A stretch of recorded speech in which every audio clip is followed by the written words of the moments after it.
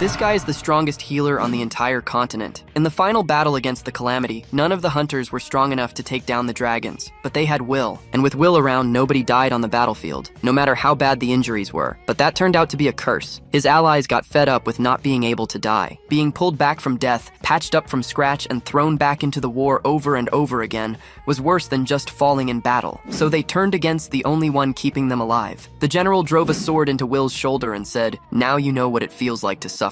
That was the end. With no will to fight, the army fell apart. The dragons didn't let anyone walk away, and Will found out that even the strongest healer in the world doesn't make it out of a dragon's stomach alive. But you think that's it? Will wakes up 5 years in the past with every single memory of the apocalypse still in his head. He knows exactly what's coming, and this time he decided he's not gonna stay in the back just healing people. He's gonna learn how to fight, get into the offensive magic academy, and stop relying on everyone else to protect the people he cares about, until he notices the letter on the table, the enrollment form. If it was there, then it meant he had actually gone back in time. Will opens the door and faces the world outside. Year 416 of the Solsario calendar, 1 week before the enrollment date at Heilig Academy, 5 years ago. He had thought the dragon took his life. He doesn't know what happened, but if his last wish was truly granted, then he knows exactly what he needs to do. He's going to enroll at Schwartz, the offensive magic academy. It was common knowledge that healers couldn't use attack magic. Will intended to shatter that idea once and for all. There would be obstacles, plenty of them, but he carried the memories of his past life and all the healing magic he had mastered in it. If he used everything he had, he could change the future. This time, he would fight with his own hands. Schwartz was the best school in the world for learning battle magic. They said the elite system there could turn any mage into a frontline combatant. Someone he had met in his past life was also a graduate, but the academy's theories were kept under tight wraps. Only students had access. There was probably no precedent for a healer enrolling at Schwartz. The question was how to get around that. In the end, it might come down to money. Because of the school's reputation, nobles invested heavily in it.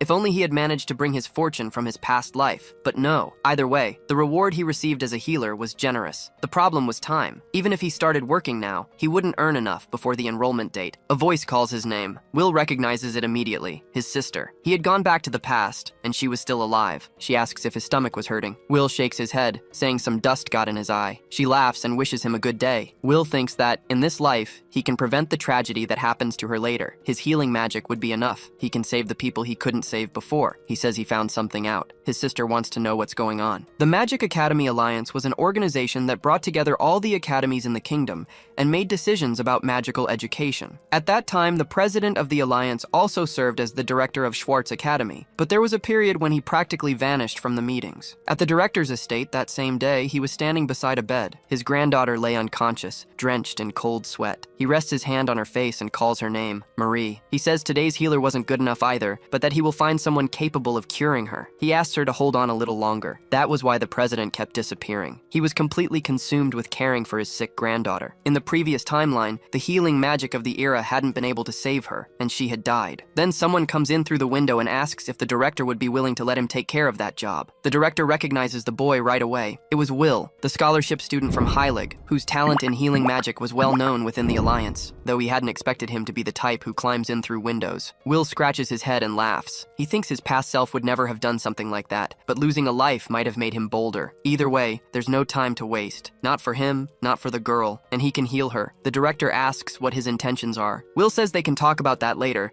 and that first he needs permission to treat his granddaughter. The illness has progressed faster than he expected. The two stare at each other for a few seconds. Then the director gives in and tells Will to show him what he's got. Will sits beside the girl on the bed and looks ahead, a little tense. He thinks the director of an offensive magic academy has exactly the kind of eyes you'd expect, the type that ends your life on the spot if you make one wrong move. Even so, he takes a deep breath, holds her hand, and starts using his healing magic. His mana capacity dropped when he came back to the past, but the formulas he still remembers. The formula to treat Zora's illness wasn't supposed to be discovered for another 2 years, but his current self already knows it. The girl opens her eyes. Will lets out a relieved sigh and says, "Thank God it worked." With a smile, he tells her that her stamina is completely drained and asks her to rest. She turns away, slightly embarrassed, and agrees. The director asks if Marie is really okay. She confirms it, and says she can't remember the last time she felt this light. The old man nearly bursts into tears on the spot. He says he understands. He understands completely, and that it's an enormous relief. In another room, the director thanks Will. He says that if there's anything he can do for him, all he has to do is ask. Will thanks him and says the request isn't a hard one. As the director just saw, his healing magic is top tier. There's nothing left for him to learn in that field. That's That's why he wants to enroll in Schwartz Academy. The director asks if Will really wants to put a talent like his into an offensive magic academy instead of a healing one, and whether he understands what that means. Will confirms it. The director studies the boy's eyes for a moment. Then he says his authority exists for exactly days like this one, and that he'll take care of everything. He shakes Will's hand. In another room, a man remarks that old fox, when you least expect it, goes and does something so reckless. He wonders if Will can even keep up with Schwartz's curriculum, a soft healer like him. On the day of the entrance ceremony, the director gives a speech in front of everyone. Schwartz Academy is a boarding school specializing in offensive magic, with a unique curriculum, vast grounds, numerous training fields, research facilities, and a massive library. It boasts influential alumni and receives direct support from the kingdom. There is no better institution to learn offensive magic. No healer had ever enrolled there. The director is certain that many hardships await Will, but if he studies at this academy, he will be able to become a true mage. Will thinks about his past. Here, in this place, he will change his destiny. After enrollment and classes begin, Will runs into his first obstacle. A professor tells him to start. Will agrees, conjures a fire spell in the palm of his hand and fires, but only smoke comes out. The professor declares it another failure. He says he can't let Will attend class until he can hit a target with basic offensive magic, and tells him to go practice at the training fields behind the school. Will excuses himself and asks if the professor can at least teach him how to do it. There's no way to practice something he doesn't know. The professor replies that teaching a healer is nothing but a waste of time. Will asked if he could at least study theory in the library,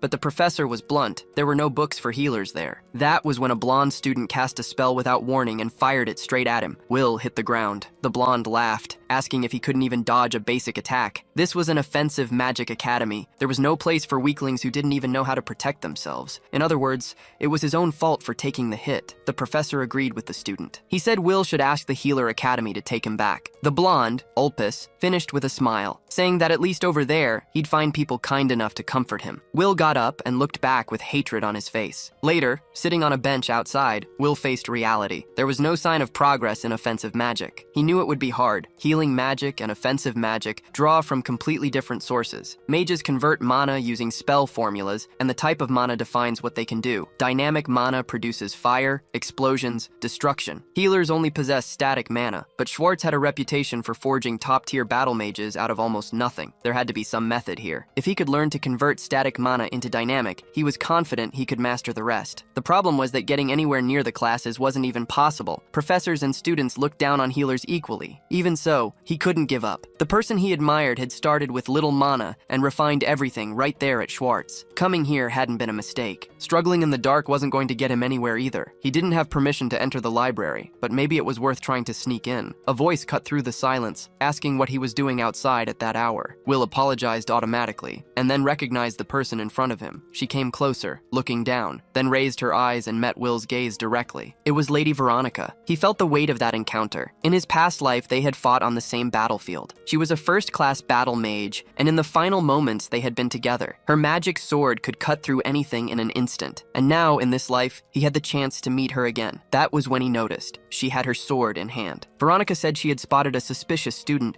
and it was only natural to be on guard. She wanted to know what he was up to, whether he was plotting something or just eager to learn. Will assessed the situation in a split second. Veronica was on a completely different level from Ulpus. If she attacked, he was done. He answered that it was just eagerness. She put the sword away. Said that was fine then. Will confirmed her name, and Veronica agreed, but wanted to know if that was how he addressed a professor. Will was surprised. In his past life, the age gap between them hadn't been that wide. Veronica explained that she had skipped grades and become a professor shortly after, starting that very year. Given her talent, it made complete sense. And that was when Will saw the opportunity. He asked if he could attend her classes and how he would go about signing up. Veronica replied that she didn't have her own class yet. She had skipped grades and barely attended regular classes herself. That year, she was only a teaching assistant, assigned to answer students' questions. The idea was that, being close in age, students would feel more comfortable around her. For some reason, though, no one ever asked her anything. Perfect. Will got straight to the point. If a healer wanted to learn offensive magic, what did she think he should do? Veronica said she had noticed something strange in his mana flow, so it was him, the newcomer everyone had been talking about. A healer learning offensive magic was a rare thing, but if there was any method for handling dynamic mana, she could certainly teach it to him. Will was surprised, but Veronica continued without hesitation. Even so, it would be impossible for him to use offensive magic. He had far too much static mana. Even if he managed to forge dynamic mana,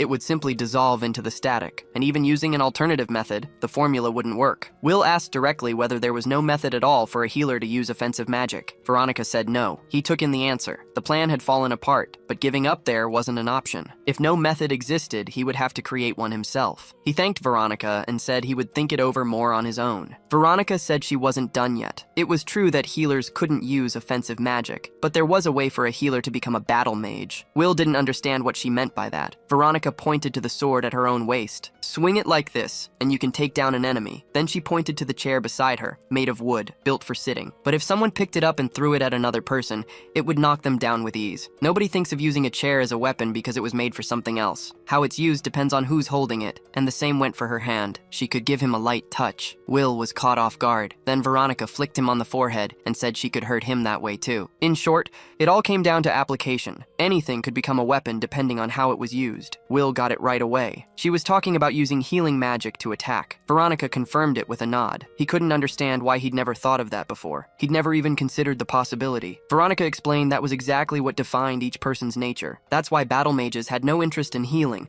and healers had no interest in combat. But he was probably different. The simple fact that he'd enrolled in an offensive magic academy already made him an anomaly. And in reality, his mana wasn't that of a pure healer. Will thought that maybe he hadn't noticed because of the regression. Veronica told him to be aware of that, to embrace the aggressive fury inside him. If he did, his healing magic would surely be capable of crushing enemies. The next day, on the training grounds, Will was still thinking about what Veronica had said. Her analogy had been strange, but it was a real eye-opener. He wondered why she hadn't shown any resistance to the idea of a healer using offensive magic, and it was odd that she already had a theory ready for it. The instructor cut through his thoughts. Since the class had an odd number of students, Will would also be taking part in that day's sparring matches. The fact that he couldn't use offensive magic was his problem. Even if he took a one-sided beating, he'd reap what he sowed. And the matchups had already been decided. Will would face Ulpis. It was an obvious setup. Ulpis Omen came from a well-known noble family and was always surrounded by lackeys. But from what Will had observed in class, Ulpis wasn't just a name. He was a genuine battle mage. Ulpis shouted that healing magic didn't work against humiliation,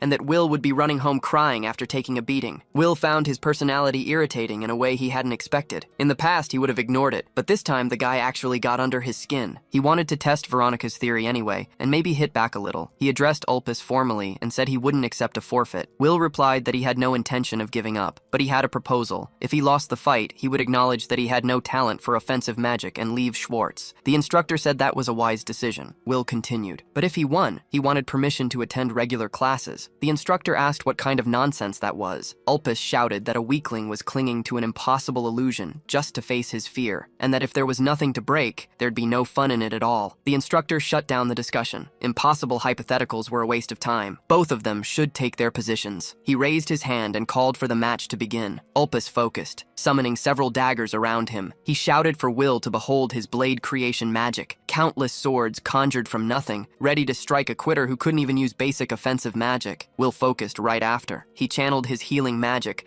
opened his eyes with full concentration, and started dodging the blades from side to side. Ulpis was surprised. Will reflected as he moved. The true essence of his healing magic was the manipulation of life, controlling vital activity and maximizing the body's natural healing power. But healing wasn't the only thing he could control. If he converted that into an offensive form, Ulpis shouted at him to stop acting like he was something special just because he got lucky. Will activated physical reinforcement. He grabbed one of the blades mid-air and, in a single motion, knocked all the others aside. They froze suspended for a moment before dropping to the floor with a dry clatter. That's exactly what I needed. He positioned the dagger in front of him and said he was borrowing it. He was ready to fight. The crowd had no idea what had just happened. Someone asked if that was offensive magic. Will thought no, it was healing magic used offensively. Apparently no one else could tell the difference. Ulpis wasn't having it. He shouted that Will had to be kidding, that he could summon way more blades than that. A battle mage couldn't lose to a healer. Will pressed forward, deflecting every blade that came at him. Ulpis grew even more frustrated. It's not about quantity. He declared he was going to make the swords bigger. He wanted to see what Will thought of that. Will blocked with the dagger. Ulpis shouted in disbelief and pushed harder. He added spin to the blades and threw everything he had. Will figured he'd have to push the physical reinforcement up a little. He blocked the strike. Ulpis shouted that it was impossible. I'll heal myself properly after. Will looked at him. "Forgive me." He moved the dagger. A wall of sand rose between them. Both stepped back, caught off guard. The teacher had stepped in. The sand was his. He said there were still other matches to get through and told them both to stand down. Will looked coldly at Ulpus on the ground and asked if he could join the regular classes from next time. Ulpus gritted his teeth and told him to do whatever he wanted. Will thanked him. As he walked away, he thought about what he had just felt. That was his form of offensive magic, and it had worked better than he expected, since he had beaten a talented battle mage his own age, all thanks to Professor Veronica. There was a path for a healer to become a battle mage. He could become a battle mage. He looked up at the academy's flag. Ulpus muttered to the teacher that what happened was an accident during class and could become a problem. He said he really didn't want to have to report every detail to his father, and that the teacher should understand what that meant. The teacher agreed. They couldn't have a healer acting arrogant around there. In the classroom, Will thought that he could finally attend classes. He was going to learn everything there was to know about offensive magic. The teacher walked in, glanced briefly at Will, and turned back to face the class. He announced that the lesson would be about magical tool creation. They were going to assemble ice bombs. He would hand out the materials and they should follow the instructions while infusing mana. Will recognized the format. At the Healer Academy there was a similar class,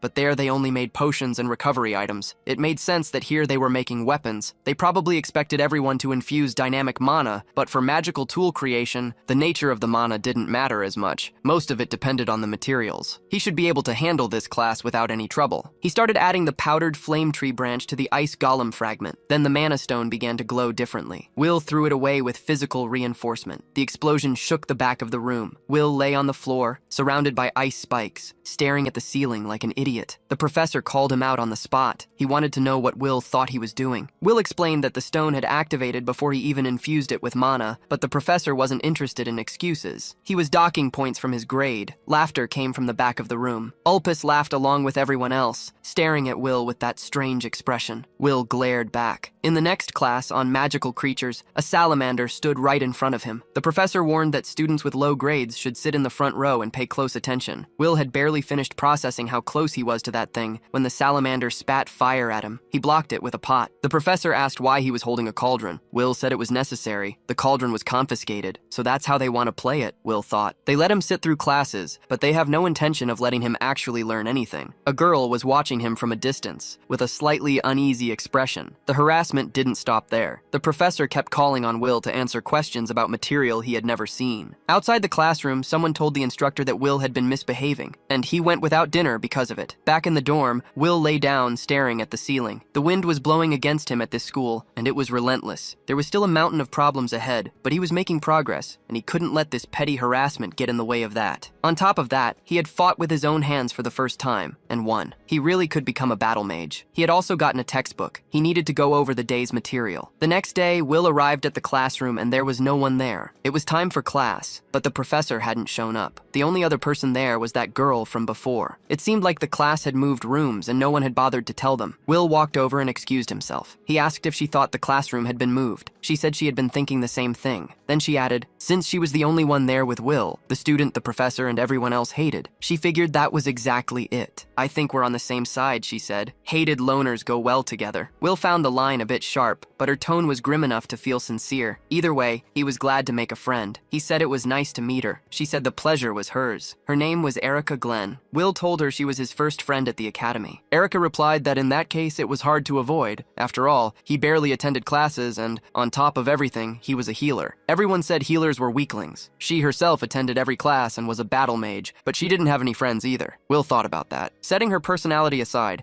the discrimination against healers ran deep. In his past life, he had been recognized too quickly to ever face that kind of thing. But at an academy that specialized in offensive magic, the prejudice was strong, and studying there meant having to fight against it too. Erica sighed and asked why he had come to Schwartz. Will said that being born a healer was no reason to stay out of the fight. Erica looked surprised. He said he had his reasons and asked why she had come. Erica explained that she came from a small noble family in the countryside. No boys had been born, and her parents were worried about the family line dying out. They figured that if she could make a name for herself as a mage, she might be able to take on the role of family head. Will said he understood. Graduating from Schwartz would certainly make that possible. Erica admitted she had almost no talent for offensive magic. Because of that, she couldn't make friends, classes were painful, and it was just the worst. But now she had made a friend. As long as she had Will, an even bigger failure than herself, she wouldn't feel so insecure about her bad grades. Will said things might not turn out the way she was thinking. Erica asked what he meant. Will answered that first they needed to find the room where class was actually happening. Erica decided to follow him. In the classroom, Will announced they had arrived. The professor responded coldly that they were late. Class had started a long time ago. Will apologized, explaining they hadn't known about the room change. The professor wasn't interested in excuses, and since Will was there, told him to solve the problem on the board. Erica was outraged. They had just arrived. How were they supposed to know? And Will had barely had any classes yet. Will looked at the board. The professor warned that if he got it right, the matter would be dropped, but if he got it wrong, he'd lose points. Ulpus commented that at this rate, Will would fail out in no time. Even so, Will picked up the chalk. He started writing. The class watched in silence, some already expecting him to fail. But Will finished, turned to the professor with the complete magic circle on the board, and asked what he thought. The professor was surprised. It was correct. He told Will to sit down, and Ulpus let out a gasp of shock. Erica couldn't understand how he had done that. Will returned to his seat with a calm smile and kept following the lesson. After class, Erica ran after him wanting to know how he had solved the problem. Will explained that it looked complex, but it was just an application of the examples in the book he had studied ahead of time. Erica asked if he had read that book on his own. Will confirmed he had read it the day before. The Schwartz textbook was flawless. It covered everything from the basics to advanced applications. No fluff, exactly what you'd expect from the best magic academy. Just reading it was enough. On top of that, he had always been good at theory, and the reasoning he carried from his past life helped a lot when it came to understanding offensive magic. He ended up staying up late, but it was fun. Erica's jaw dropped. The material was too dense to absorb without a professor, and she had thought Will was the weakest student in the class. If he was at that level, where did that leave her? She asked him not to leave her behind. Will placed a hand on her shoulder and said it was fine. He'd teach her whatever she didn't understand. They were friends after all. Erica thanked him. Will thought to himself that he hadn't come to Schwartz to make friends, but having Erica around opened up possibilities. So he told her he needed a favor in return. Classes weren't just theory. The next one was general offensive magic, which was exactly why he had failed and been removed from every class before. He could manage now. He had even beaten Ulpus, but general offensive magic was still out of his reach. He had a plan, and he needed her help. He explained the difference. General offensive magic used formulas that had already been analyzed and structured, accessible to anyone who learned them. Unique magic, on the other hand, was created within the user, and only worked for that specific person. Schwartz had separate classes for each. For unique magic, there was no single right answer, and there he could get by using his offensive healing magic. But for general offensive magic, without casting the spell, there was no passing grade. The professor confirmed it plainly. Will might have done well on the written portion, but the practical side was a different story. If he didn't cast offensive magic, he'd fail. The task was simple. Hit the target with a fireball, the most basic spell of all. Without that, he could forget about advancing or graduating. The professor suspected Will had used healing magic in the mock battle,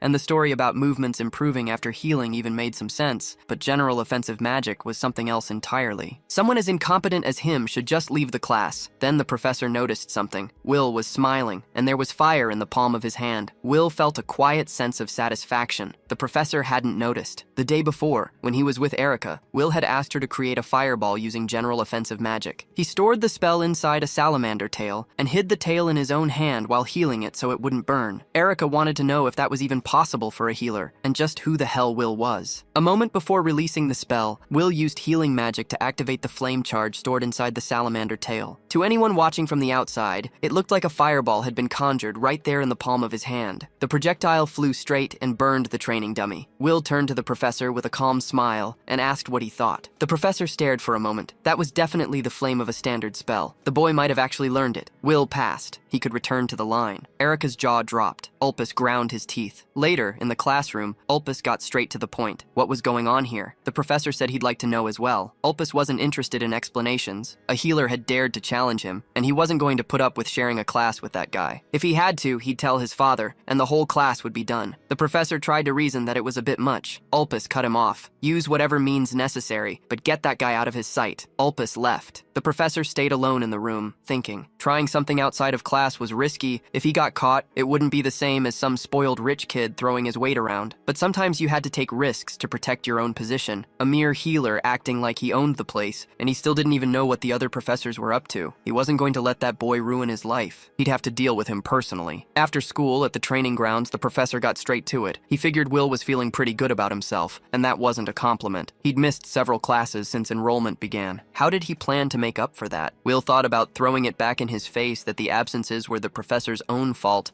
but decided it wasn't worth it. He explained that he'd asked a classmate for the missed material and studied on his own to cover everything. There was no problem. The professor didn't move. In cases of absence, supplementary lessons were mandatory, and the content was decided by the instructor in charge. It would be a simulated battle against him personally. Will took a second to process that. A professor fighting a student. The professor said he'd give him an advantage. Considering the difference in skill, landing just a single hit would be enough to pass. Since he was being so generous, there was no reason to run. What the professor didn't say out loud was what he was thinking. With that magic, the boy's attacks would never get close. All he had to do was beat him until he understood the difference in strength. Then he'd listen to what he had to say. Will agreed. He'd do it. The professor smiled and activated his magic. Will had seen that magic once before. It was the one that lifted the ground. He dodged quickly, but a strike came from above too. He ducked, and the next one came from below again. The professor asked with contempt if running was all he knew how to do. Will straightened up, analyzing the situation. Unlike creation magic, this style manipulated the existing ground itself. That's why it was so fast, and the range of attack angles was enormous. But it wasn't unavoidable. He leaped, dodged the strikes, and pushed forward. The professor activated another magic circle on the ground, raising walls on either side of Will to trap him between them. He smiled. Will used the walls as leverage and jumped over them, closing in with his weapon in hand. But when he got close enough to land a hit, the professor turned to stone. Will pulled back from the spikes. The professor said the boy was weak. He couldn't even break through his absolute form with that level of power. He'd never heard of a healer using healing magic to attack, but it was just a cheap imitation. Wanting to be a battle mage with such pathetic magic was almost laughable. Will responded calmly. Through healing magic, he had studied the human body in depth and learned that humans generally live while unconsciously holding back their own strength. The reason was simple. The body can't withstand its own full power. If someone tried to exert a force beyond that limit, their own body would break. The professor shot back with contempt. Will was just trying to lecture him because he couldn't win against offensive magic. Will calmly replied that either way, even removing the limiter to release more strength, the body would come out damaged. But he was a healer. It didn't matter if his arm broke. The professor was caught off guard. Will stepped closer with a crooked smile, saying he hated pain, but he could just heal himself on the spot. So let them test it right now. He moved with full force. The hit landed clean, and the professor's glasses flew through the air. Will said it wasn't a good idea to decide a student's limits in an arbitrary way. He had learned that when Professor Veronica suggested using healing magic offensively, and there was nothing more foolish than declaring something impossible, he could become much stronger. But before he could finish the sentence, Will turned sharply and dodged a strike coming from the professor. They stood face to face. The professor was holding his own glasses, visibly furious. Will said he figured the professor would approve if he landed just one hit. The professor told him to shut up. There were no witnesses around. Admitting he had taken a punch from a healer was something he couldn't accept, and he launched a volley of stones. Will remarked that releasing the limiter wasn't just for punching. He drove his foot into the ground and shot toward the professor at an absurd speed. The professor barely had time to process it. The stone wall wasn't rising fast enough. He squeezed his eyes shut, then looked to the side, trying to figure out if the movement had stopped, but he couldn't move. The hits kept coming, and time seemed to have slowed down around him. He pleaded mentally for Will to stop. The pain was unbearable, far worse than being hit at normal speed. He couldn't escape, couldn't even scream. He just begged, in silence, for it to end. Then he was thrown back. His body hit the ground hard. Will walked over and said that for him, it had only been an instant. The professor, still on the ground, demanded Will explain what he had done. Will replied that unlike the professor, he could explain it just fine. At the exact moment the punch landed, he had activated sensory enhancement on himself. Originally a healing spell for people with deteriorating vision and hearing. By pushing his reaction speed to an extreme level, his senses became absurdly sharp, making 1 second feel like dozens of separate moments. He had wanted to know how much it hurt to take a hit in that state. Then he asked if he had passed the lesson. The professor said yes. Will added one more thing. He knew it would be hard to get rid of deep-rooted prejudices, but if the professor kept going down that path, he would make sure the man got well acquainted with exactly what kind of pain his own body was capable of feeling. All he wanted was to attend classes without being bothered by other students. Could the professor guarantee that? Later, in the hallways of Schwartz Academy, the professor walked alone, still trying to process what had happened. He had always believed healers were weak, with no combat ability, meant to obey offensive mages, but Will was different. He didn't just have fighting skill, he had real killing intent. Ulpus appeared and asked if the lesson was over, remarking that Will was one step closer to expulsion. The professor told him to shut up, and to stop messing with Will. Thinking of him as a simple healer was a mistake Ulpus couldn't afford to make. Ulpus said that wasn't what he wanted to hear, and reminded him that if he told his father everything, the professor knew what would happen. The professor told him to go ahead and do it. He paused, thought for a second, then added, if Ulpus went to his father over this, there was a good chance it would be him getting expelled, not Will. Instead of the Omen family making their move as expected, it seemed like Will would be the one extending his claws in the future. Ulpus was left alone in the hallway. He slammed his fist against the wall in frustration, cursing the situation that was closing in around him. A few days later in class, Will yawned. Things were pretty peaceful. The professor had apparently talked to Ulpus because he would sometimes glare at Will with resentment, but he never did anything. That let Will focus on his studies, though it wasn't enough. To change humanity's future, he needed to get much stronger. The idea of using healing magic for physical enhancement was solid, but what he was doing was basically just punching and kicking through brute force. Sensory enhancement worked for intimidation, but compared to the versatility of a battle mage, he still had a long way to go. He needed to think of new approaches. He called for Veronica. She said that before anything else, she wanted to tell him something. Will asked what it was. The professor said he had done well. It had become a big topic among the faculty. For a healer, keeping up with classes at Schwartz was quite an achievement, though most of them seemed pretty unhappy about it. Will thought he could have guessed as much. He asked if she was hiding the fact that it was her who had advised him. Veronica said she wasn't hiding it. She simply hadn't had the chance to say anything to the other professors. Will realized she was also something of an outsider among her colleagues. Even so, he said it was a relief. Everything had been thanks to her advice, and he would have felt terrible if his actions had put her in a bad spot. Veronica replied that she didn't mind that, so he didn't need to worry. And besides, she was grateful. As she had said before, because of the nature of healers' spirits, none of them would ever think to put that theory into practice. Then she drew her sword. She said she was curious to see what a combat healer actually looked like. Will asked what she was doing. Veronica replied that she wanted to assess his current state, since he wanted advice on how to get stronger. Will said fighting her was a bit much. She replied that there are no breaks on the battlefield and lunged at him. Will was caught off guard and stepped back,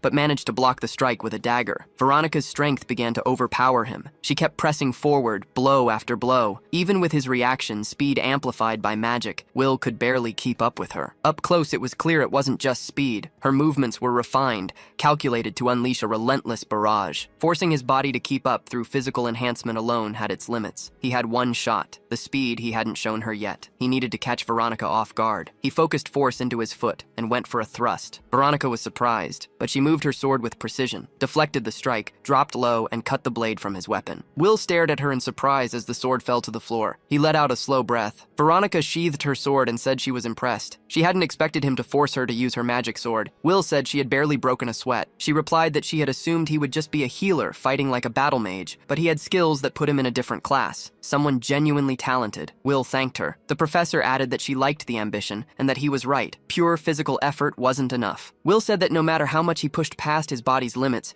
there was a ceiling to what he could do. Veronica replied that a sword isn't only for striking. It can thrust. It can be thrown aside. There had to be other ways to use what he had. Will said nothing had worked so far. She continued. He probably lacked real combat experience. He needed the feel of actual battle to give shape to his ideas. She asked if he hadn't noticed something during their fight just now. Will asked if he should keep training with her. Veronica said it wasn't a bad idea, but that as it happened, there would be a training exercise coming up soon. Will thought about it. Something similar had existed in his past life too. The joint training exercise between the three schools. The Offensive Magic Academy Schwartz, the Healing Magic Academy Heilig, and the Sword Academy Silbern. Students from each school would form groups and take on real subjugation missions. He hadn't participated when he was at Heilig, but in this life, he would take down monsters and change the future he knew. It would be his first real hunt. Veronica stared at him without reacting for a moment, then explained, to participate, he needed to prove his skills in the Academy's selection exam. She had heard about a student being called a prodigy among that year's freshmen. Will needed to aim for first place before any of that. Will asked how the exam worked. Veronica explained that the candidates fought each other. Around 100 people signed up every year, and those who showed strength were selected. Will took in the information. Everything came down to combat. He figured there would be few candidates willing to participate on their own, but that proactive attitude must have been part of Schwartz's style. The thought brought memories to the surface. He wondered what his mentor was doing now. Veronica added that either way, the so-called prodigy had already surpassed some of the teachers. Reaching first place wouldn't be easy. Will figured the kid must be better than that professor,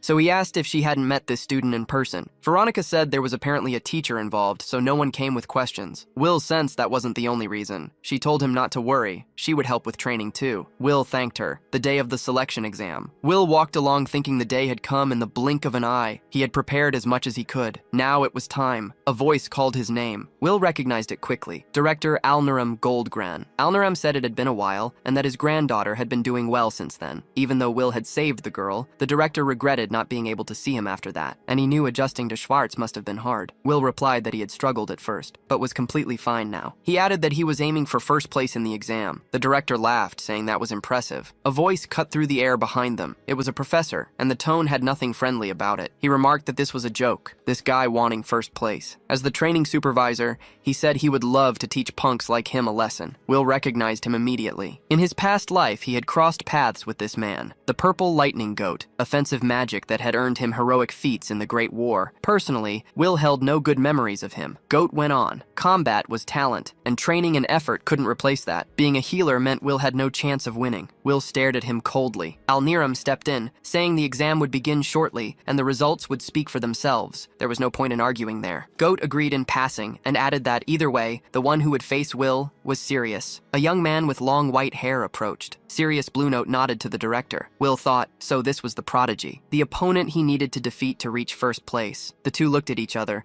and there was something lit up in both their eyes. Alniram remarked that hot blood was good, but it was already time. They should head in. Everyone walked toward the arena. The other students buzzed in the stands as the participants lined up in rows. Will noticed Erica among them and asked if she was participating. She replied that if she didn't, they would cut her attendance in some classes. Ulpus fixed Will with a look heavy with anger. Will smiled at Erica, who made it clear she would rather be anywhere else. Alniram took the floor, saying he was proud to see so many participants once again that year. He asked them to let passion and fighting spirit guide their hearts. He explained that the preliminary round was a survival match. Whoever lasted until the end would advance to the main event. Will ran the numbers in his head. 100 people on a battlefield. A lot of people. Alniram anticipated the reaction and told them not to worry about the numbers. Then he raised his staff. A massive portal opened beneath everyone's feet. The ground turned into a starry sky. The students looked around, unable to understand what was happening. Alniram announced that off they went. Will appeared in the middle of a forest. He recognized the place. It must have been the one behind the academy. A voice sounded nearby, asking if he could hear. The teleportation had scattered everyone on their own.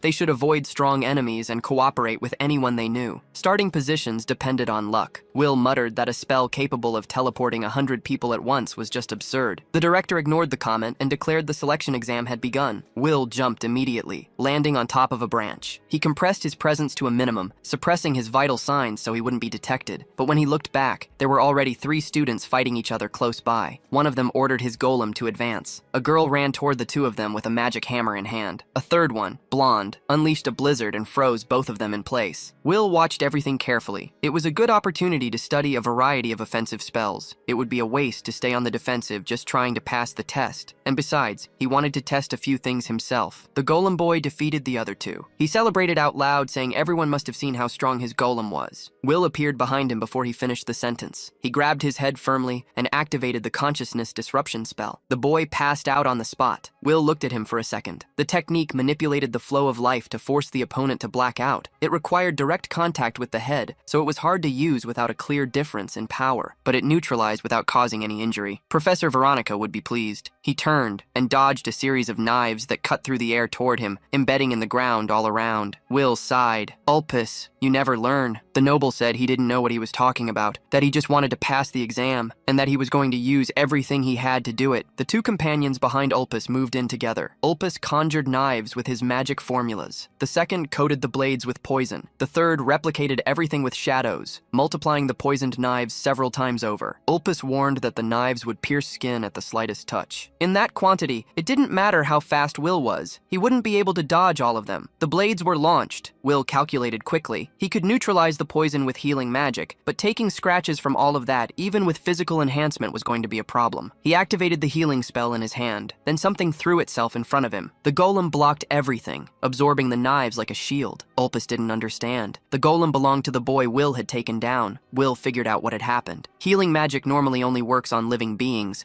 but the golem operated through a mechanism powered by the summoner's blood. He couldn't control it with precision, but by injecting life force, he could direct it just enough. The golem advanced on the group, group. It landed a clean punch on one of the subordinates and sat on top of the other. Ulpis complained that his men had been beaten down so easily. Will was already in front of him. He grabbed his face with one hand. "Good night." Ulpis blacked out. In another part of the forest, the golem was facing a water spell. Will watched from a distance, satisfied. Physical enhancement limited him to close-range combat, but the golem covered exactly that weakness, and there was still time left to study the other students' spells. Then a hurricane formed at one corner of the forest. Will frowned. What was that now? The gust came toward them. Will jumped to dodge, and the cyclone swept through. The golem and the students nearby were knocked down all at once. When Will landed, he looked to the side. Someone was approaching. It was serious. Exactly as Will had expected. Impressive skill. Someone who wouldn't be easy to beat. Will was still weighing whether it was worth testing that when the director's voice cut through the air. Enough effort. The preliminaries were over, and all four had passed. The main event would be the following day, in the arena. For now, they could take care of themselves. The teleport spell would activate in moments. Will watched his rival from a distance. Sirius did the same,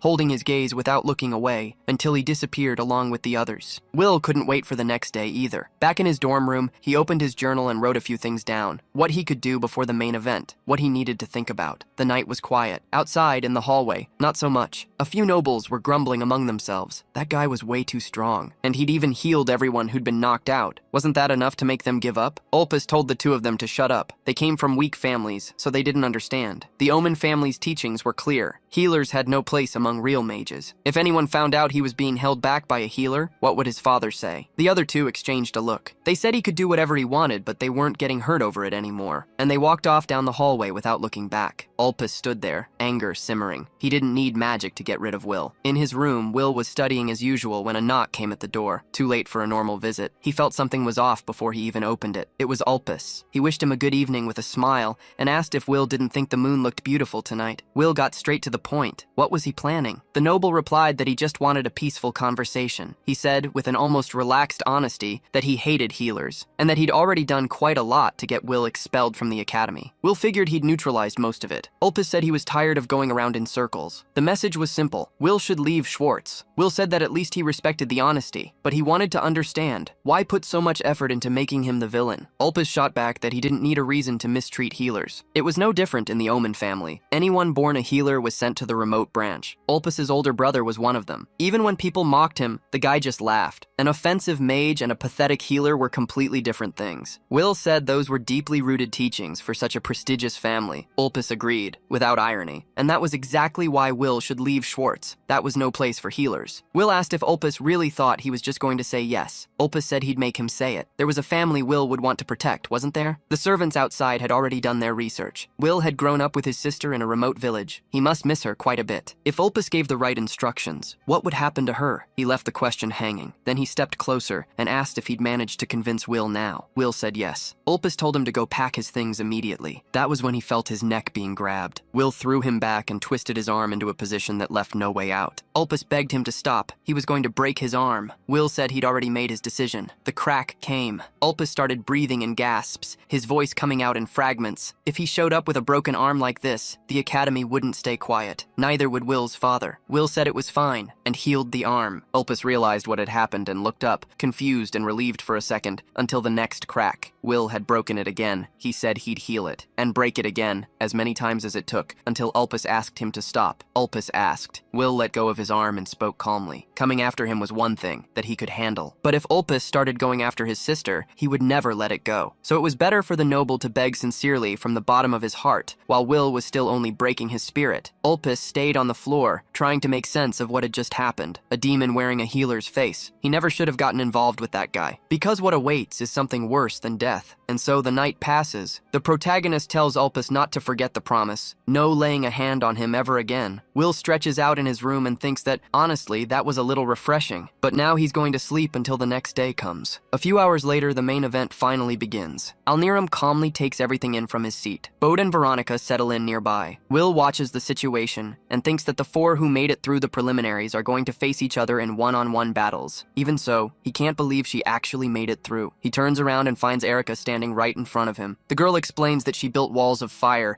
and used that strategy without having to defeat anyone directly. Will thinks back. The offensive mages ran from the start, but she couldn't have survived just doing that. Erica smiles and says that since they're friends, he could go easy on her. Will says no. She fires back that she made it through the preliminaries on her own and is now aiming for a high evaluation. A professor announces the start of the battle. Erica prepares a fire spell and casts it straight at Will. He blocks with his own arms, thinking it was orthodox fire, that kind of flame he can regenerate through easily. He even feels a little sorry for Erica, because he's just going to have to hit her. But then he notices something is off. There was something different about the fire. Erica launches another fireball and warns him it's not over. Will dodges to the side and realizes the flames that hit him before still haven't gone away. That was Erica's unique magic. Fire with an abnormal persistence. The raw power is average, but if he keeps getting hit repeatedly, it'll be dangerous even with healing. When he saw the walls of flame earlier, he thought it was just a property of the salamander tail, but it was Erica's influence. Now he understands how she created barriers so hard to break, and in a way, that reflects her stubborn personality perfectly. The crowd goes wild. Everyone shouts that she's good,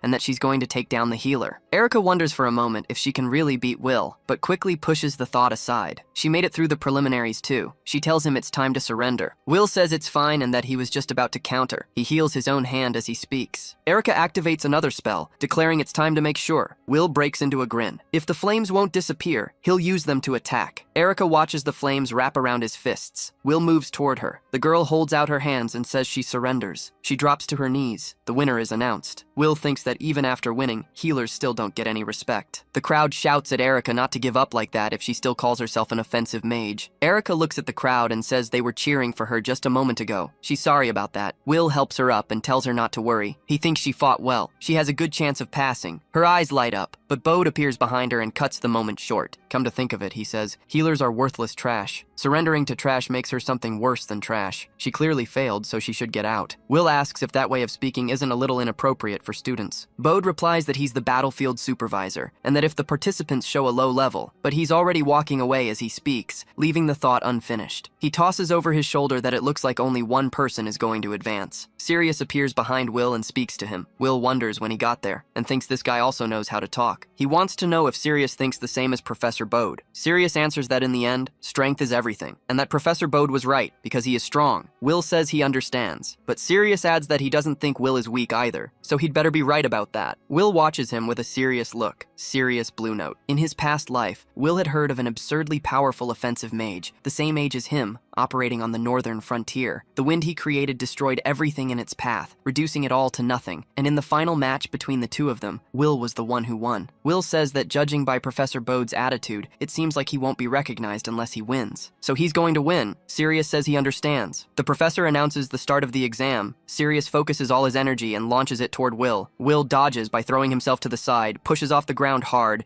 and charges at his opponent. Sirius stays completely still and blasts him away with a gust of wind. Will puts his hand out in front to protect himself, thinking he understands the pattern, but he can't get close enough. The two of them face each other. Sirius remarks that Will is fast, which is a problem. He prepares another spell and releases another blast of wind. Will realizes that, unlike the tornado, this blast sends everything flying away. If he takes a direct hit, he'll be thrown out of the arena. It's time to use that. He touches the ground. A tree bursts from the ground, growing in seconds into a massive structure right in front of him. Erica's eyes go wide. That was healing magic too? Will had gotten even stronger. Will keeps a smile on his face and asks what Veronica thinks. Veronica looks at the tree and starts to speak, but Will cuts her off. He explains that he channeled life force into the plants and made them grow rapidly. He learned about offensive plant magic at the bookstore and figured he might be able to apply it. With that, he has several tactics depending on the type of plant. Then he starts losing consciousness and falls into Veronica's arms. She asks if he's all right. Will confirms it, wondering if he had drained his mana. The book didn't say it was such a heavy technique. Veronica says exactly what she was thinking. Destroying is easier than healing. Healing magic consumes far more magical power, and recreating something with it is probably more inefficient than using regular offensive magic. Will acknowledges that he needs to choose carefully when to use it. He never had the talent for offensive magic to offset the cost, but he pushed past his own limit. On the other side, Sirius raises his hand and releases wind blasts that split the tree in two. Will analyzes the pattern as he watches. A tornado that hurls enemies away, a blast that explodes the sides, wind blades for large structures. Anyone who gets close gets hit by the tornado. Powerful spells wells with no openings, exactly what you'd expect from a top candidate. But Will has already decided he's going to get stronger too. He leaps towards Sirius. Sirius says it doesn't matter how many times he tries, he'll never reach him. Will is sent flying again. Even so, a smile spreads across his face. Sirius doesn't understand, and then a tree hits him in the shoulder. Sirius doesn't understand what just happened.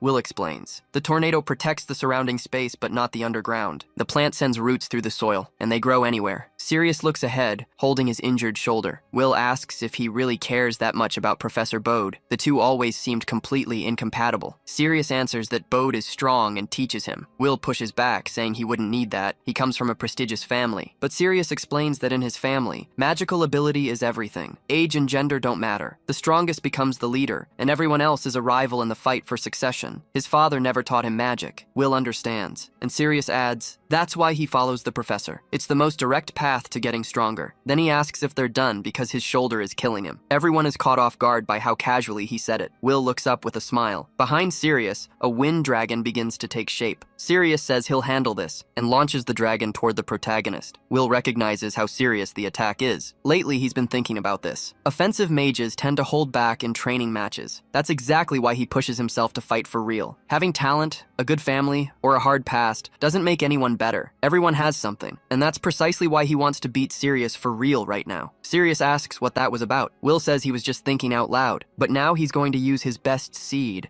Vines shoot up in front of him. Leaves unfold in the same instant. Will summons the Yggdrasil, the world tree, with everything he has. Normally, it would take a long time to grow like this, and forcing that growth drains far more magical power than any other plant. But the more power he puts in, the more power it carries. The tree charges toward the dragon. The dragon splits the tree in two and keeps coming. Sirius sighs. He watches the pieces of the tree fly through the air. Then they start to glow in the sunlight. Sirius doesn't understand. How is it still in one piece? Will explains. This plant has an absurd vitality. Even a single branch can keep growing without stopping. While Sirius was generating the dragon, his defense was wide open, and the world tree didn't waste the opening. The Yggdrasil hits Sirius dead on. Sirius crashes to the ground, injured. Will points a blade at him. Sirius says he lost. The announcement rings out. The winner is Will. The crowd buzzes with excitement. The healer beats Sirius in a direct duel. Maybe he really is strong. Sirius stares at the ground and sighs. Will reaches out a hand, saying it was close, exactly what you'd expect from a prodigy. Sirius replies that it still wasn't good enough. Will doesn't get it. It was a great fight. Before he can say anything else, Bode appears and hits Sirius with a lightning strike. The boy goes down even harder. Bode kicks the tree off him, then pulls him into his arms and tells him he failed and that he'll train him again. The crowd murmurs that he has a really harsh way about him. Bode turns to everyone and says the same goes for any idiot watching. He can't accept a healer finishing in first place. Dead silence. Will questions whether this is going too far. He's the one who won, but that doesn't mean Sirius is weak. It was a good fight, and if they fought again, Bode cuts him off. He says Will shouldn't even bother responding to him. Talking about a good fight, about future potential. That's nonsense. On the battlefield, ability is everything. Whoever loses gets treated like trash and loses their life. Simple as that. Will thinks that Bode is doing this to his own student. Then he speaks. He defeated Sirius and proved his ability. Being a healer doesn't mean being weak. Bode replies that this level of strength. In the past, Bode and his classmates pinned Will against the wall. Will said that healers don't fight, but they can help everyone with their healing magic. It was a division of roles, and without teamwork, humanity would perish. Bode was silent for a moment. Then he spoke. His students stood on the front lines to buy time while the others escaped. But those cowards were taken down by small monsters as they ran. The students who stayed behind and fought with nothing to gain lost their lives, and the healers couldn't even reach the battlefield, let alone save them. For trash like them, that was exactly why Sirius had died. Bode drew back his fist, eyes welling up. Will acknowledged that Bode was right. Being weak means you can't do anything when it counts. But in an era where monsters will only keep getting more dangerous, the strong can't afford to be selfish. Will clenched his fist and said, people like him, who have nothing, need to become strong. Then he asked directly, if he defeated Professor Bode, would he be recognized? Bode broke into a smile. He said that once a match was declared, all the weak should step aside. The narrator noted that Bode couldn't admit out loud that he wanted a real fight, but the young man made it clear that when it came to the selection, the rules would be his. The presenter looked at Will. Will simply nodded. The narrator sighed and announced the special match. Professor Bode versus Will. Bode cracked his knuckles and warned that he was going to prove his opponent's level was truly low. Will knew his magic was nearly at its limit, and that he was facing the strongest opponent yet. There was no way to win normally. He needed to heal himself first. But Bode was already closing in, saying he was far too slow. A purple bolt lit up Will's face and struck him with full force. Bode looked looked ahead and laid out the 3 reasons his victory was absolute: distance to suppress the enemy, speed to prevent any reaction, and power to finish it in a single blow. The opponent can't do anything, and the battle ends. Then he remarked, almost bored, that Will couldn't even hear him anymore. Will asked where that finishing blow was. He was still standing. Will knew about Bode's unique lightning magic. To minimize the damage, he needed to redirect the current away from his body's core. No matter how powerful the strike, if the brain burns out, no healing magic can fix it. So he created a blood circuit that conducted the electricity quickly. Taking it in through his arm and dispersing it through his leg reduced the impact. He could handle it. It was time to counter. Bode scoffed with arrogance. He said Will had managed to hold on, but barely, and in terrible shape. Will activated his physical enhancement, but his mana ran out the next instant, and he felt his body lock up. He couldn't channel any strength at all. Bode explained there was an absolute rule. Anyone struck by the purple bolt gets paralyzed and can't move. Will moved anyway, warning that was going to be a problem. Bode kept smiling. He said that, come to think of it, Will had been doing just fine a moment ago. Another bolt hit him. In the stands, Erica clasped her hands together, crying. Will cursed the situation. Bode was genuinely strong. His unique magic had no openings, and all that arrogance made sense now. Even so, Will got back up. He was determined to win. He announced that this was his last seed and his last spell. He activated plant manipulation and shouted for the tree to grow. The aquatic treasure tree sprouted in front of him. Will calculated, it absorbs large amounts of water from the ground. Used as a shield,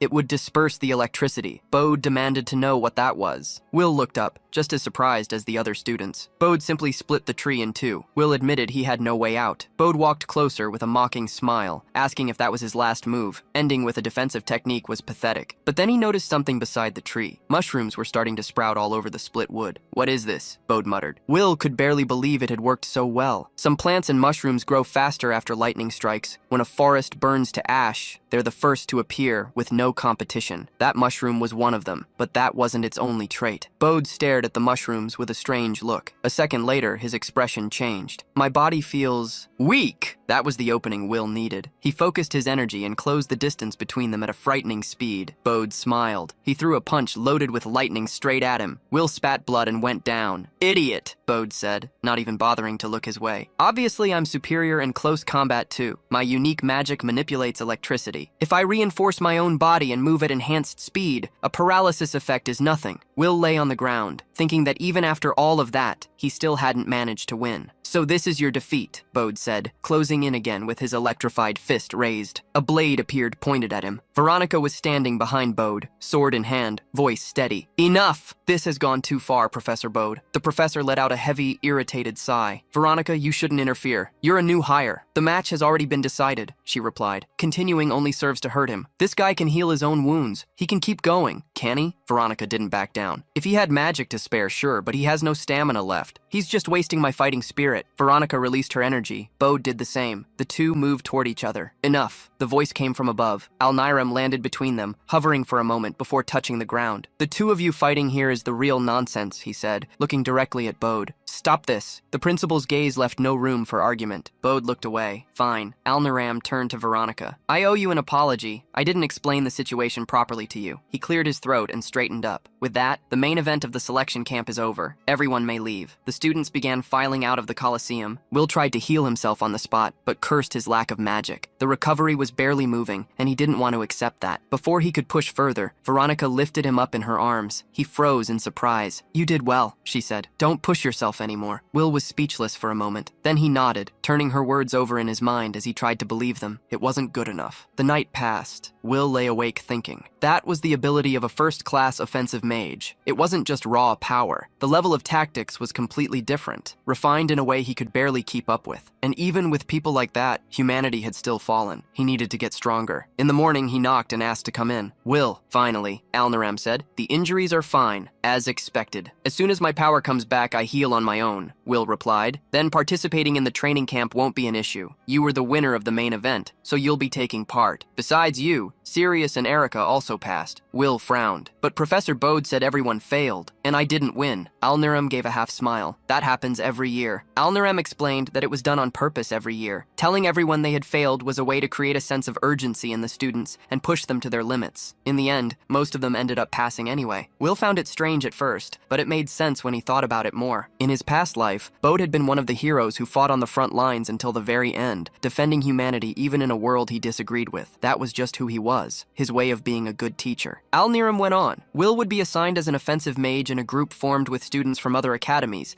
and the group would be expected to take on monster subjugation requests. It would be the first time since his regression that Will would face real monsters. 5 years after that point, in his past life, monsters had been the direct cause of humanity's destruction. Originally, monster was just a term for any creature with magical power, not necessarily hostile. They sometimes attacked humans, but it was survival instinct, natural competition. From an ecological standpoint, they were neighbors, not always aggressive. But in about 2 years, everything would change with the arrival of the Red Moon. Monsters would become more violent, start banding together across species, and begin killing humans for no reason other than the desire to kill. 2 years after that, the Demon King would descend. Humanity fell at a disadvantage quickly. Nations perished. Offensive mages, the most valuable on the battlefield, died one after another for all kinds of reasons. Knights the same. Even healers, who normally stayed far from the front lines, were swallowed up by the collapse. Will lost his life. Almost no one who fought survived. Within months, humanity would be on the brink of extinction. He couldn't let that happen again. He needed to become stronger than anyone who had existed in his past life, accumulate enough power to hold back mass invasions, and, if possible, find out what had really caused the Red Moon. Alniram watched Will with a half smile. You've got a lot of determination. The same eyes as the day we met. He said Will would be fine, and that the teachers were careful about the training field for a reason. There was something he wanted to say specifically to him. Will wasn't quite sure what he meant by that. Outside, he found Erica and Veronica waiting. The three of them were talking when Will noticed more people approaching, Sirius and Professor Bode. Will mentioned that he'd heard Bode's strict teaching style came from how much he cared about his students. Bode stepped closer with a stern expression. I don't know what you're talking about. Weaklings who can't even land a hit on me have no business being arrogant. Will thought the professor hadn't changed one bit. If you understood that, Bode continued, then work hard on the battlefield. Thank you for dealing with Sirius. I'm grateful as well, Sirius replied. Will turned to him and said he was still pretty quiet. Sirius gave a restrained smile. Thank you. Because of that, I was able to focus completely on training and get even stronger. That's Professor Bode's way of teaching. As long as you survive and manage to get your revenge, it's not a defeat. That's a good lesson, said Will. Get stronger. Sirius broke into a real smile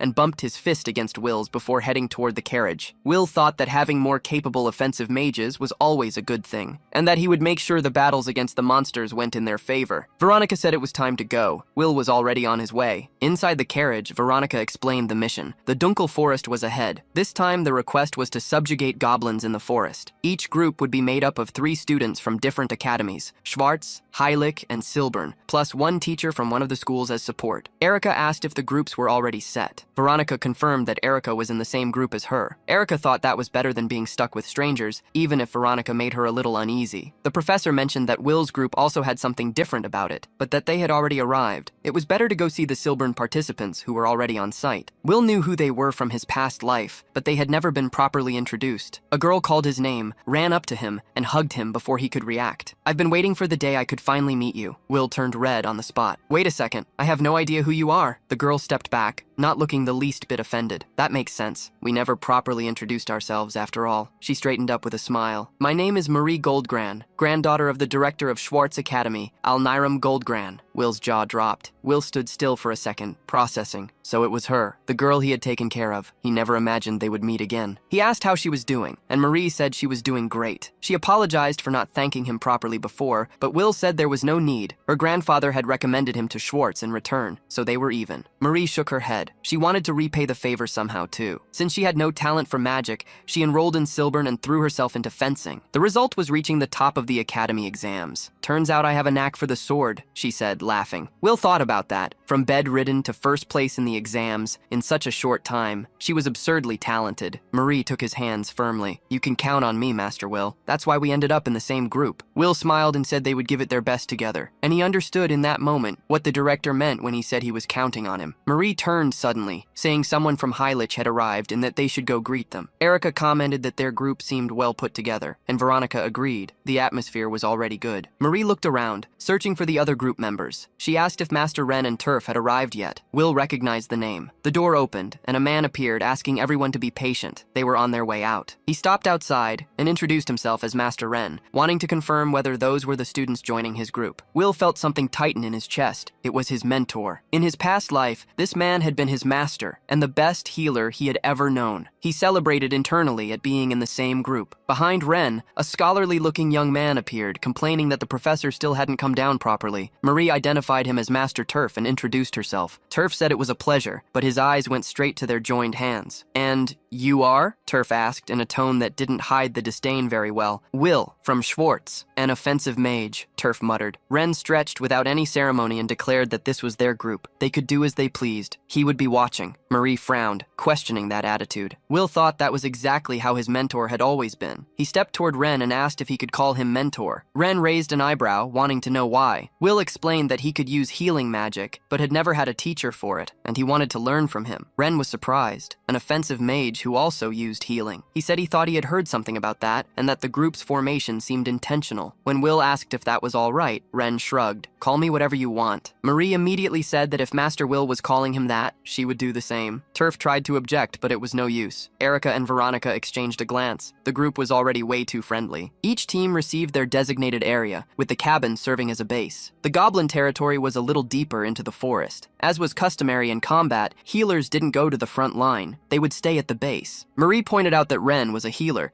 yet he was going along anyway. Ren replied that he was the supervisor, so it was different. They could do as they pleased. He wouldn't be a burden. Marie said she would help him so he wouldn't have to hold back. Will agreed that meant something. The goblins attacked. Marie swung the massive sword with full force, sweeping enemies in wide arcs. Each strike landed with an absurd impact. When she touched down, there was a pile of goblins collapsed around her. Will looked at her and thought of the girl lying in that bed. How she had gotten here. Marie's fencing was like that. Every hit driven by raw power. Maybe she alone could clear that entire place. "There's a big group of them over there," she warned. Ren crossed his arms. "Impressive, but full of openings. Great at pushing forward, but when surrounded, she's exposed. Cover her," Will agreed, and thought that he was finally going to fight real monsters. One of the goblins charged straight at Marie. Will thought those goblins were genuinely formidable. "That tension in your shoulders," Ren said. "Relax." Will was surprised, but he agreed. It was just like before. Ren always noticed too much. So he activated the magic circle, then the physical enhancement right after, and moved in. He leapt between the monsters, cutting with his sword and covering Marie's back without any apparent effort. "You can count on me," he said. Marie didn't hesitate to agree. "So that's what fighting with healing magic looks like," Ren commented from a distance. "Not bad." Will celebrated internally. It worked against monsters, too. The knife Professor Veronica had given him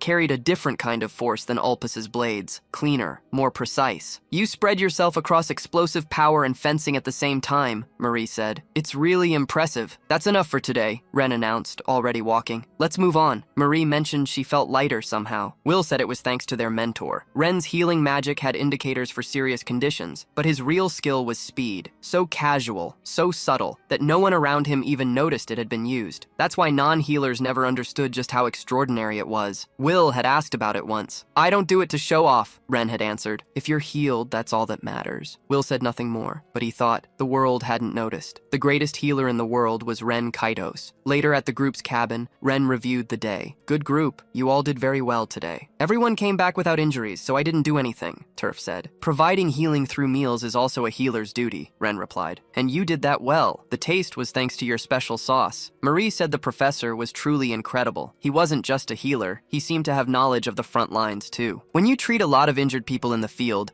basic knowledge accumulates naturally," Ren said. "That's why the professor rarely shows up for regular classes," Turf added. "He's always heading out there." "Isn't it dangerous?" Marie asked. "I have confidence in my ability to run," Ren answered. Will kept eating in silence. He thought, he says that, but he can't run without saving people first. Losing his mentor had been a massive blow to humanity, not just because he was an exceptional healer, but because he was the only one who knew what to do in combat. Fate could change for him and for the others, but there was still time before that incident. Will looked down at his bowl and finished his soup. In this life, he wasn't going to let his mentor die. The group kept enjoying the night together. In the forest, the goblins gathered around an unknown figure. It offered them the power of the red moon. The goblins began to grow violent. A giant goblin moved toward the group. The next day, they went back to subduing monsters. They exchanged thoughts on the previous battle, and their teamwork improved noticeably. At the pace they were going, they'd be done the day after. They pressed on. Ren stopped suddenly. "Let's head back." "Why?" Marie frowned. "We haven't run into any monsters outsiders yet. That's exactly it, the professor said. There's no sign of anything. Goblins have a strong sense of territory. When outsiders get close, they advance, just like they did yesterday. We've walked far enough and found none. What's going on? Will asked. I don't know, but on the battlefield, trust your instincts. We head back for today,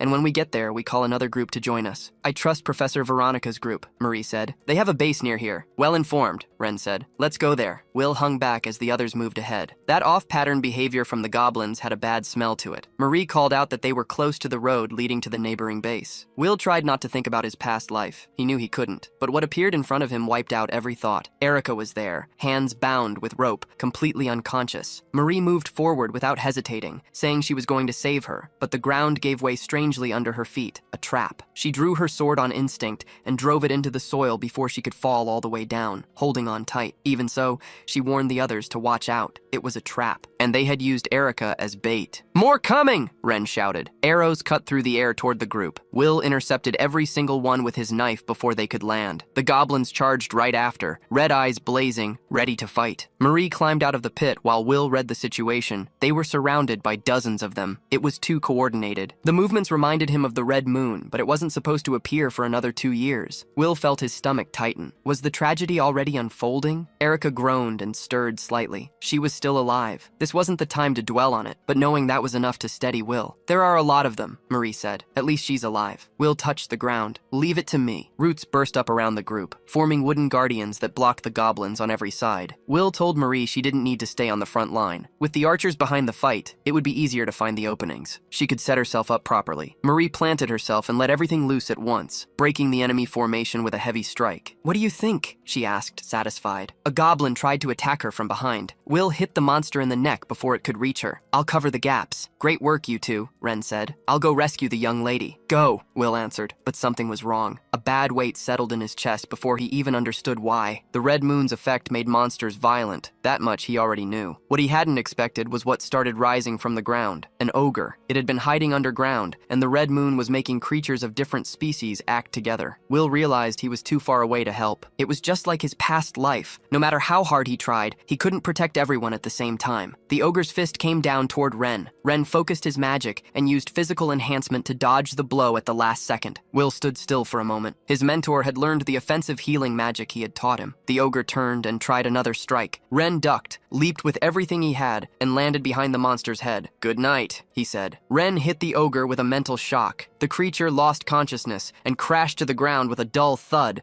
while the mentor landed lightly behind it. Will walked over and commented on the move he'd just seen. Ren replied that a good mentor learns from his student too. Will said that was exactly what he expected from him, and Marie declared it had been incredible. Ren started untying Erica and warned that they needed to get out while they could. Will considered that, with the mentor's strength, they could probably handle everyone there. The wooden golems were still holding the line. Ren told him to stop being an idiot. He had only put the ogre to sleep. He was a healer, and even though it was a monster, he had no intention of hurting the creature. Once the effect wore off, the ogre would be fine. Will said that was exactly the person he knew. They cut through the goblins and ran. After taking down a few pursuers, the monsters seemed to give up the chase. Will said they could catch their breath there. Ren used his healing magic and asked Erica to wake up. She slowly regained consciousness, disoriented, asking where she was. Marie told her she was safe. Will apologized for asking right after she woke up, but he needed to know what had happened and why she had been alone. Erica held her head, trying to gather her thoughts. She remembered that the previous day's subjugation had gone well, but they hadn't been able to eliminate all of them. When the group was regrouping, something went wrong. Professor Veronica had disappeared. Will asked about that, and Erica confirmed it. Veronica had left a note asking them to wait, that she'd be back soon. But Erica got anxious, and in the middle of an argument with the other two, she ended up going after her. Will figured that was exactly what the others must have told her, and she hadn't been able to say no. There was nothing funny about the situation. One wrong move and the girl could have lost her life. None of them were prepared to deal with that difference in class. Erica said that as soon as she entered the forest, she smelled something sweet. The next thing she remembered was now. Ren noted that the goblins had some kind of sleeping drug. The trap, combined with the fact that they were working alongside the ogre, was strange. But there was no time to analyze that now. Their base had to be nearby, and they needed to regroup with the other two. On the way back, Erica asked them to stop. She stood still, staring ahead with a look of shock. The base had been destroyed. Marie said she had thought about this before. Goblins are extremely territorial and normally don't leave their own territory, so farther away should have been safe. But now she wanted to understand the reason behind this. Will reflected that proactive attacks against humans were a trait of monsters during the red moon, but there was no way to explain it right now. Ren noted there were no signs of a struggle, which meant the two had fled somewhere. He was going to look for them. Will, Erica, and Marie should join Turf and get out of the forest. The group agreed without question. Ren also warned them not to assume the base was safe and to stay alert. The group ran back. Will asked if Turf was okay. The boy answered that dinner wasn't ready yet. Marie thanked him for being safe and sound, and Turf turned red. Will said he'd explain everything later,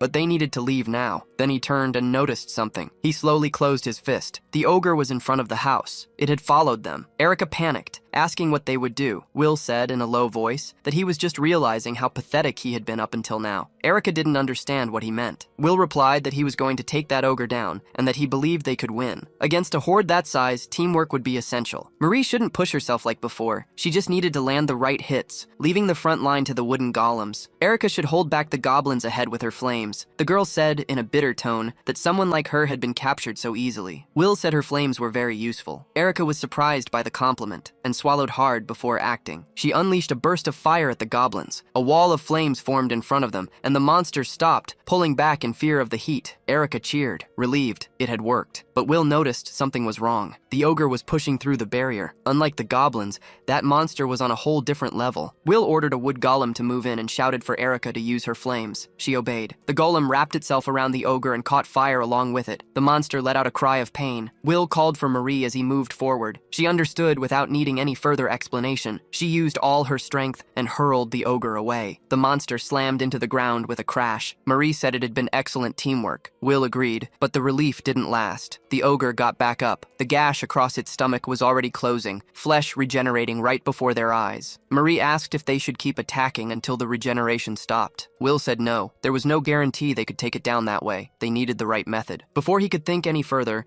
Erica warned that something was coming. Will raised his knife and blocked the impact. The ogre was throwing goblins like projectiles. Will knocked down the ones that reached him, muttering that they were pretty inconvenient projectiles. Erica warned that more were coming. Marie deflected a goblin with her sword, saying in a firm tone that she'd return the favor, and hurled the monster right back. Then she said Will seemed to have a plan, so they'd handle the goblins. Will moved forward, saying he was counting on them. The group split up, Erica and the wood golems holding back the goblin horde with area attacks, Marie dealing with the ones the ogre was throwing. Will went straight for the ogre. The monster looked down and swept its claws in a low strike. Will dodged and answered with several quick slashes from his dagger. The ogre grew even more furious, letting out a roar, and the cuts began to close. Will appeared behind the monster. He said they were full of openings, but that was the point. He pressed his hand against the back of the ogre's neck and activated life overload. The monster's heart began to convulse. An agonizing sensation took over its body. The ogre even cried out in fear before exploding from the inside out. Will stepped down from the remains with a smile on his face. It made sense. The ogre's regeneration worked well enough, but life overload had destroyed the body from within. With no body left, there was nothing to regenerate. He said now, only the goblins remained. It didn't take long. Will separated one from the group. The head hit the ground, and then finally, it was all over. Marie declared it was a complete victory and hugged them both. The protagonist agreed, praising the group's coordination. Erica still didn't quite understand how they had pulled it off. Will said it wasn't time to celebrate. The others were still in danger. That was when a gust of wind cut through the forest. The protagonist recognized it immediately. It was Sirius. If they followed that tornado, they could regroup with the other teams. Sirius stood still, motionless after using his power. Will assessed the situation and concluded he was fine. The protagonist agreed, relieved that everyone had come out unharmed. Bode then caught their attention. He wanted to know what that strange group composition was about and where the instructor and the others were. Ren appeared, answering that they were right there. Will ran to the master, saying he had found the two of them. Ren replied that the tornado had helped quite a bit. It drew enough attention to locate them. He said Will had done well using it and that he was glad no one had gotten hurt. Erica laughed. Bode noted that the mood was good, but someone was missing. Will confirmed, Professor Veronica. Bode said he wasn't worried about her,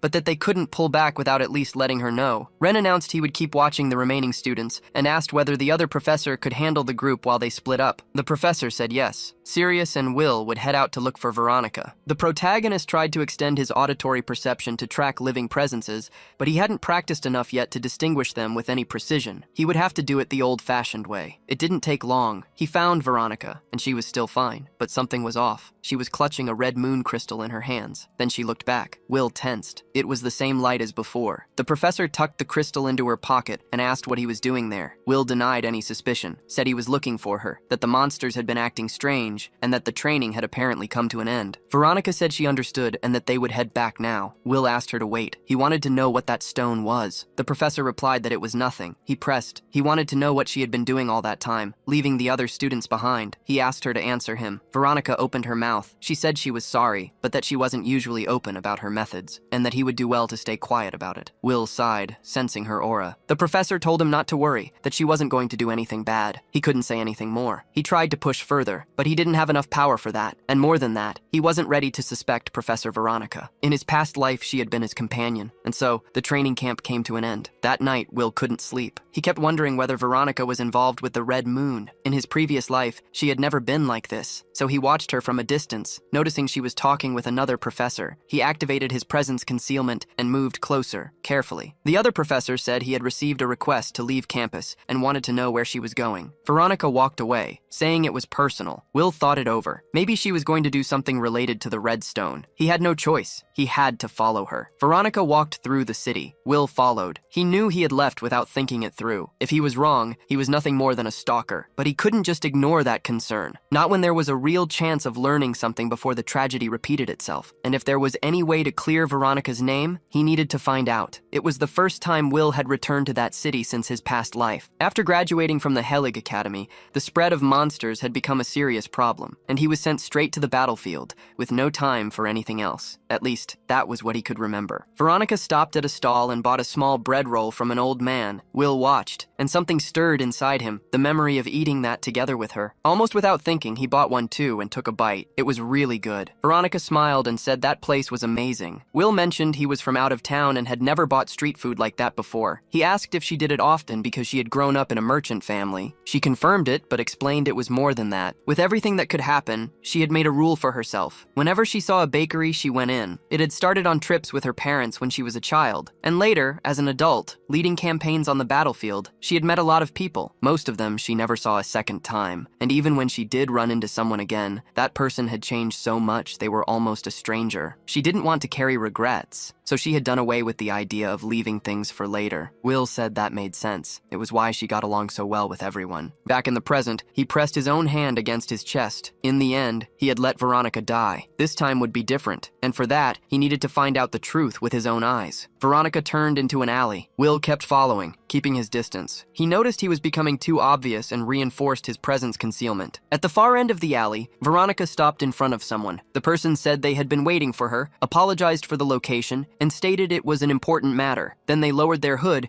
and said it was time to talk about the item they had agreed on. Veronica took the stone from her pocket and handed it over. The man held it with both hands and froze for a moment, then burst into barely contained excitement. He exclaimed that it was simply extraordinary, that she had a remarkable talent, exactly as he had always believed. With that, the church's wish could finally be fulfilled. They would make the Red Moon draw even closer. Will felt the weight of those words. So that was it. It was all connected. The Red Moon, the stone, the church. But his focus slipped. The presence concealment began to unravel. Veronica noticed immediately and turned with her sword already in hand. Will barely had time to react to the strike. He could only call out her name. Veronica said so he had followed her. She stood facing him, her posture closed off. The man behind her remarked with a tone of calculated disappointment that he had asked her to come alone. He said he was sorry she had broken the agreement, as he had truly believed he would be gaining a new companion for the order. Veronica replied flatly that he should consider it an accident. The man said that was fine. In that case, he would let her handle it, and the order would still welcome her. Will waited tensely for her answer. Veronica refused. She said she was only there to investigate, and that she had no intention whatsoever of sacrificing a student. Will said he was sorry, but he needed to understand what was going on. Veronica sighed and admitted the mistake had been hers. She should have explained things sooner. That day in the forest, she had sensed something strange. What she had found that day was a monster in a berserk state, and near it, a red stone. Veronica described the strange feeling she got when she held it. When she channeled magic into the stone, it let out an intense red light. That was when the man approached, remarking that finding someone with that kind of potential in a place like this must have been the work of a higher order. He wanted to prove the mission had been worth it, but Veronica wanted to know who he was. The man said he would have liked to talk more, but there were rules. If she wanted to understand what the stone was, she would have to accept two conditions. Keep the stone glowing with the light, which would serve as proof of qualification, and not tell anyone, going to the place they would point her to. He said he was sorry to put her through a test like that, but that he truly hoped to see her among them. That was why Veronica had gone there. to investigate. She figured that understanding what was happening was better than letting something bad happen without knowing the cause. Will said the explanation was still incomplete. Veronica agreed and apologized, but Will replied that he was relieved. She clearly wasn't a bad person. The man sighed, saying that her declaration of interest in the order had been a lie, and that it made him sad. He threw the stone away, remarking that it wasn't like him to discard someone with so much talent. Will recognized the stone in the air. It was the same one Veronica had received near the water, but before anyone could react, it started to glow. The monsters around them went into a frenzy at that very moment, and 8 dragons emerged from the water. The man watched with admiration, saying that even among the Order's members, those who could awaken that much power were rare. Those water dragons were exceptionally strong. Veronica counted 8. Will said he could handle half. She turned him down before he even finished the sentence. It wouldn't be necessary. Veronica moved in with her sword magic and cut all 8 heads off at once. Will murmured that it was what he expected from her, but the teacher didn't let her guard down. She kept her eyes on the dragons. The heads hit the ground, and then they moved. Will asked if he was seeing that right. Veronica confirmed it. The dragons were still alive after being decapitated. He wanted to understand. What kind of regeneration was that? Capable of surviving without a head and without any healing magic. Something was wrong there. One of the dragons came straight at Will. He stepped aside and drew his knife, landing a strike on the creature's body. He already knew how tough that hide was. Will grabbed onto the dragon and said he needed to test a theory. He would take that one. Veronica said she understood, but told him not to push himself too hard. Will replied it would be quick, released his body's physical limit, and pushed forward with full force in his legs. He grabbed the dragon's head with both hands and pulled with everything he had. What came out wasn't a head. It was a tentacle. It was a kraken. Veronica understood immediately. It wasn't the head regenerating because it had never been a head to begin with. That was an octodrakon. Soft body, deceptive form. The monster spoke. It said Will had uncovered its true form in an instant, and that was impressive. The Order didn't evaluate combat ability, so it wouldn't be able to eliminate him there. At that point, it would act against their wishes anyway. It introduced itself as Alroot and declared it would bring them both down with its own hands. Will looked at Veronica and asked if she could handle the monster. Her sword magic would probably be more effective against that type of creature than anything he could do. Veronica said she would follow his call, but she couldn't put a student in danger. Will grabbed her hand. He activated physical enhancement and said he'd be back after taking down Alroot. She just needed to stay safe until then. Veronica smiled, calling him a reckless student. Then she turned and said fine, but that he needed to watch out for one thing. That man probably had something extra up his sleeve. Will was surprised. She went on, saying he had already proven it wasn't impossible. He moved forward. Alroot remarked that he was very fast, then touched his own chest, saying he was too. Will lunged with the knife, and the mage blocked with his staff. Will hadn't expected that. Alroot said he seemed talented at everything. The two pulled back, repositioning for the duel. The mage noticed he had taken a cut to the face. It hurt, but he could heal it. Veronica watched from a distance and explained. The red stone emitted a passive flow of mana that resembled offensive magic. In other words, Alroot was a healer who could fight. Will asked how he knew the combat methods for healing magic. Alroot answered that of course he didn't, but watching someone like Will in action, he was able to learn, as if Will himself were his teacher. Will thought that this had once existed as a combat method for healers. He wanted to know how far these people had come. Alroot said that at this point, it was clear Will had been talented from the start, and that he was very envious. He would love to meet the person who had taught him. He asked what Will thought, whether he had any interest in joining the Order. Will said he had to be joking. He would never become one of those pieces of trash, not even if he were reborn. The healing magic in his hands took on a reddish hue. Alroot was surprised. He said that was a shame then. He moved toward Will, declaring he would finish him off right there. Will blocked with the dagger. He thought that Alroot's physical enhancement was strong. The Order, the red stone, healing magic combined with offensive magic, there was a lot he still didn't understand. But he would get every answer from this man, and maybe, somehow, he could prevent the tragedy. He deflected Alroot's staff, spun in the same motion, and kicked the mage away. Alroot steadied himself on his staff and admitted that at this rate, he would actually lose. But he said he had the Order behind him. He activated something, body corruption. One of his eyes turned red like a fox's. His arm began to warp, twisting into a monstrous shape. Alroot said it was absolutely magnificent. Will thought that this was far beyond any normal physical enhancement with healing magic. He wanted to know who Alroot had learned it from. The mage answered that everything came from the Order's teachings. Before that, he had lived a dull life, not thinking about anything. He was a healer hired by magic units, following orders from arrogant people, every day the same as the last. But as a healer, he also knew how to see, and what he saw was a world full of people who didn't deserve to be saved. The Order gave them power and awakening. So Alroot's life had finally begun to shine. Will said he didn't know what Alroot had realized, but what he was doing was wrong. If he kept going like this, a lot of people would lose their lives. Allroot struck his own deformed muscle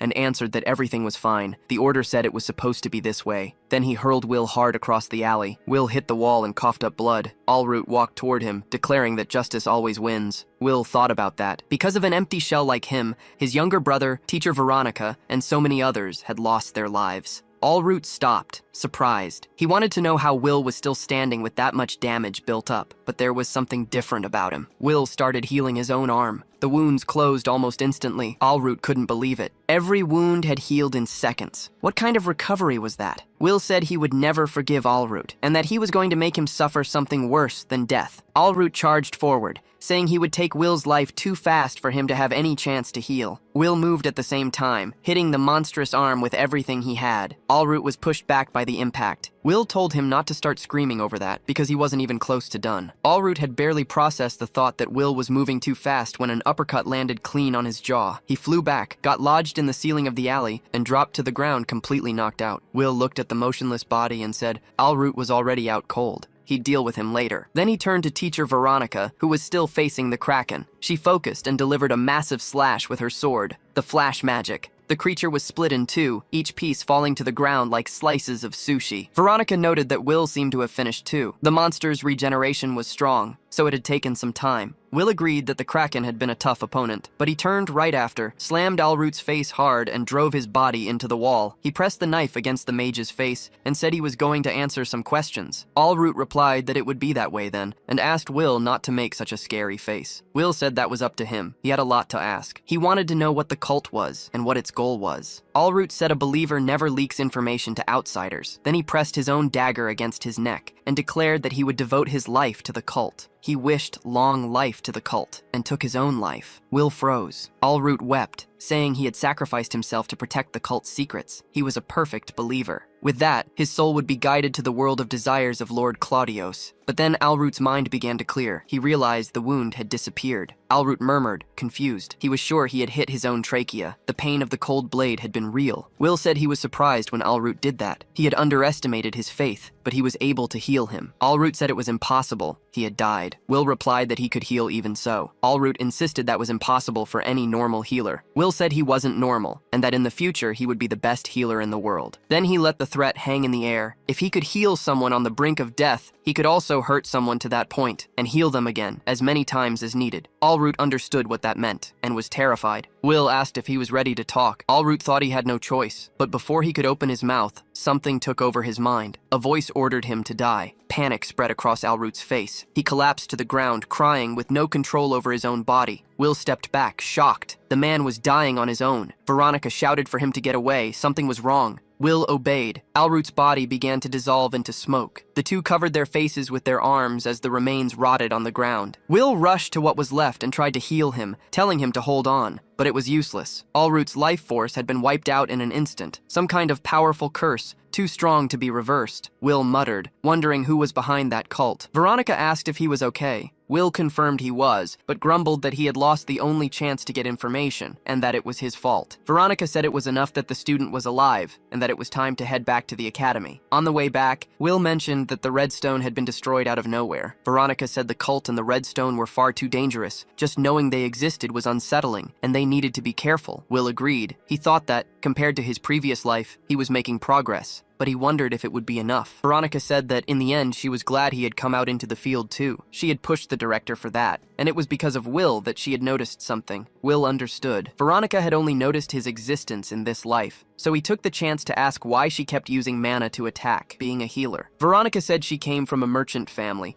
and had always had plenty of chances to interact with healers and attack mages. Maybe that was why. Will said that if that alone were enough, mana research would already be far more advanced. Veronica admitted she couldn't explain it properly. It was like someone had told her something when she was young, a vague feeling, hard to pin down. Will wondered if that person might have some connection to the cult. Veronica changed the subject and asked if he wanted to eat some bread. Will was speechless for a moment, then agreed. Even with so many mysteries still open, Will had managed to find a clue to steer away from the destruction he knew. Of course, he was also punished for leaving without permission. Elsewhere, in a noble mansion, a man died quickly. There was a vampire bite mark on his neck. A voice asked if he had died, and said it was now coming for her. The woman sighed. She said she would do it if it was an order from the cult.